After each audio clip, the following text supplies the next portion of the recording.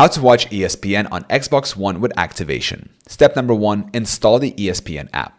Open the Microsoft Store on your Xbox One. Use the search function to find the ESPN app. Select the ESPN app and click install. Step number 2, launch the ESPN app. After installation, locate the ESPN app in your apps list. Open the app to begin the activation process. Step number 3, retrieve the activation code. Upon launching the app, an activation code will appear on your screen. Note down this code for use in the next step. Step number 4, visit the ESPN activation website. On a computer or mobile device, go to espn.com/activate.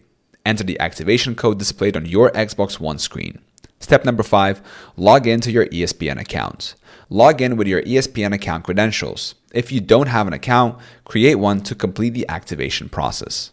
Step number 6, access ESPN content. Once activated, return to the ESPN app on your Xbox One. Navigate through the app to explore live events, shows, or ESPN Plus exclusives.